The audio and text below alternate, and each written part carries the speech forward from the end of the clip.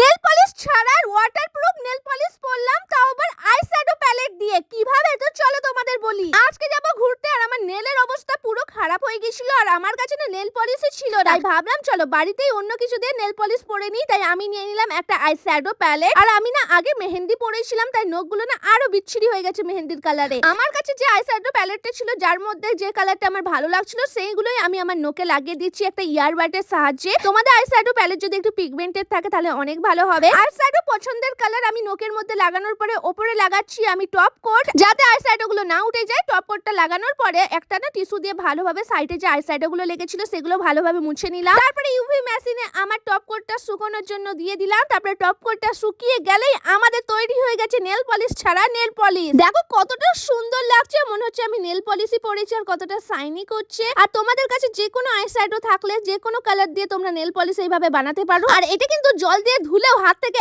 একদমই যাবে না, পুরো নেল পলিশের মতন হয়ে থাকবে। এই দেখো জল দিয়ে তোমাদের ধুয়েও দেখালাম। তো তোমাদের কেমন লাগলো আমার এই নেল পলিশটা কমেন্ট করে বলো। আমার তো প্রচন্ড ভালো লেগেছে। আর তোমাদেরও বাড়িতে যদি নেল পলিশ না থাকে তোমরা এই হ্যাকটা অবশ্যই ট্রাই করে দেখতে পারো, তোমাদেরও অনেক ভালো লাগবে।